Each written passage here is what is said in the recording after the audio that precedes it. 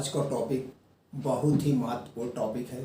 आज के टॉपिक में हम बात करेंगे कि जैसे मंद बुद्धि के जो बच्चे पैदा होते हैं, किस कारण से मंद बुद्धि के बच्चे पैदा होते हैं, ये विकलांगता क्यों आती है। हमारे समाज में दो मान्यताएं हैं। एक कहा जाता है कि इनके कर्मों का फल है, दूसरा कहा जाता है कि ये जन्मजात होता है। जबकि नया जो साइंस रिसर्च आया है, हमारे साइंसियों के सामने आया है, रिसर्च में खोज में जो निकला है वो निकल के आया है, ये सारी गलतियां नहीं हैं।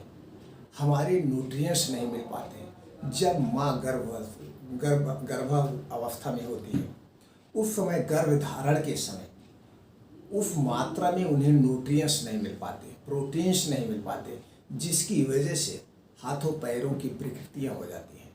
तो इस किस कारण है, आज हम इस पर चर्चा करेंगे। बस 10 मिनट का है। इसको हर एक माताओं बहनों को, हर एक आदमी को जानना जरूरी है, क्योंकि अगर किसी के घर में विकलांग बच्चे हो जा रहे हैं, पूरी जिंदगी उसे हमें झेलना पड़ता है। किसी के घर में मंद बुद्धि का बच्चा जन्म लेता है तो उसको हमें पूरी जिंदगी से झेलना पड़ता है। उसका तो जिंदगी बेकार होती ही है, हम उसके साथ साथ पूरे परिवार को भी। इस क्रोध से, इस बीमारी से बचने का हम लोगों के हाथ में है। कुछ छोटे से उपाय करके इस बीमारी को भगाया जा सकता है, इस बीमारी को जड़ से भगाया जा सकता है। तो दोस्तों, आइए इस मुहिम में आप हमारा साथ दीजिए।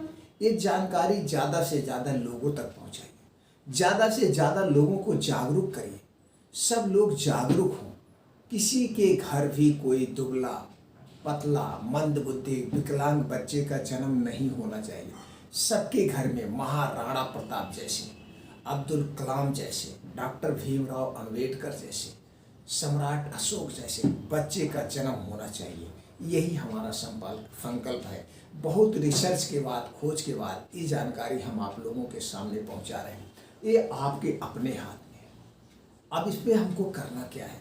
जब हमारे घर माताएं, बहनें, माएँ, कोई भी औरत गर्भ धारण करती है, उस समय उसको सबसे ज़्यादा न्यूट्रिएंट्स की ज़रूरत होती है, क्योंकि उसके अपने शरीर के विकास के लिए, दूसरे जो उनके गर्भ में बच्चा पल रहा है उसकी शरीर के विकास के लिए। जैसे आप लोगों ने महाभारत में सुना होगा, अभिमन्यु को ज्ञान कहाँ से प्राप्त हुआ था, माँ के कोख से। तो दोस्तों, ये माँ का कोख जो होता है, 9 महीने बच्चे जो उसमें होते हैं, इस 9 महीने में आपको पूरे रूप से खान पान का ध्यान दे रहा है।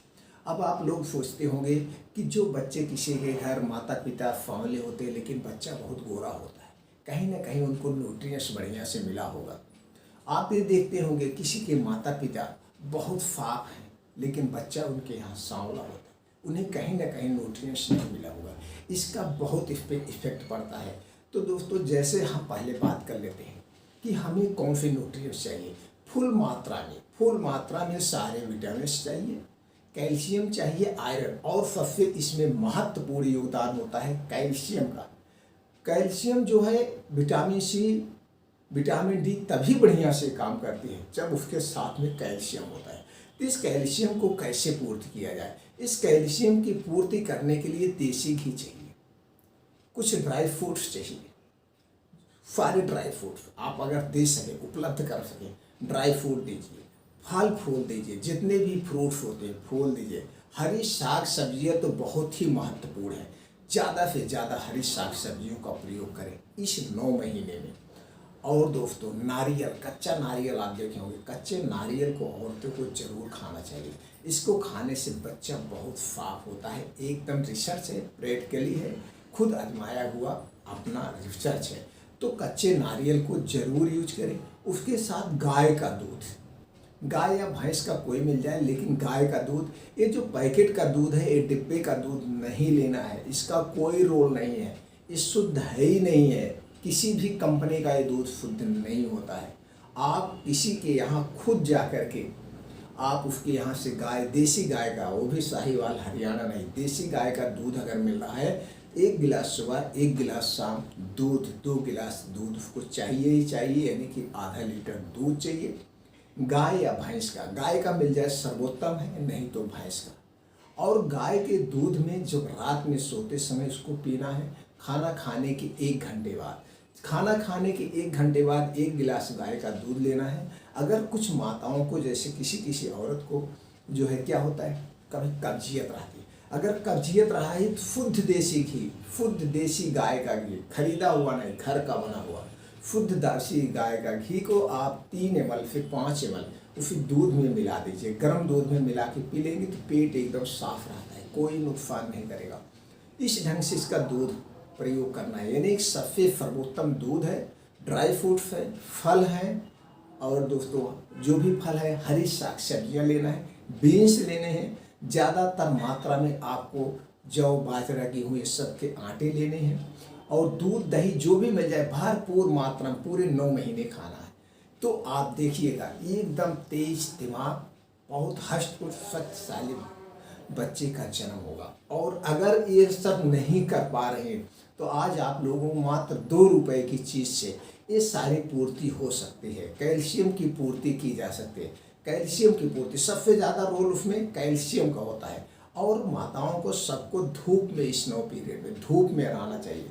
धूप में जाने से क्या है, विटामिन डी मिलता है जो कि सबसे ज़्यादा हड्डी को मजबूत करता है। कैल्शियम और विटामिन डी, आपने कैल्शियम दूध से ले लिया, विटामिन डी धूप से ले लिया, जो सबसे ज़्यादा विटामिन डी धूप में ही पाया जाता है।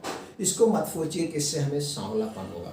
आपको धूप में रहना ही रहना है, वो भी मॉर्निंग में, सुबह सूर्य की जब पहली किरण निकले, उस पहली किरण में आपको 10 से 15 मिनट अगर आप धूप में रह रहे हैं तो आपको कभी भी विटामिन डी की कमी ही नहीं होगी। कैल्शियम दूध हो गया।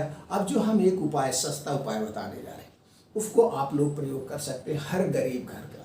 तो इससे भी आपके मंद बुद्धि का बच्चा नहीं जन्म लेगा, न तो कोई विकलांग होगा। ये एकदम प्रूफ हो चुका है। आपको लेना है खाने वाला चूना। खाने वाला चूना मार्केट से मिलता है, उसको आप ले सकते हैं। उसको आपको प्लास्टिक में किसी में नहीं रखना है, प्लास्टिक के बर्तन में नहीं रखना है, उसे कांच या मिट्टी के बर्तन में आपको रखना है। उसमें से बड़ी वाली जो मटर होती है, बड़ी वाली मटर के दाने के बराबर, बड़ी वाली मटर के दाने के बराबर इसको आपको लेना है। अब आप इसको कैसे लेंगे, इसको पानी में से घोल के भी पी सकते हैं, नहीं तो एक पान का पत्ता ले लीजिए। पान का पत्ता मिलता है, उस पान के पत्ते में इसको लगा लीजिए, एक मटर के दाने भर का, और इसको 1 बार दिन में खाइए। 1 बार खा सकते हैं, 2 बार खा सकते हैं। 1 से 2 बार खाएंगे तो कभी भी कैल्शियम की कमी ही नहीं होगी। इसके 2 प्रॉफिट हो गए, पूरे लाइफ टाइम इसको खा सकते हैं, कोई साइड इफेक्ट नहीं है।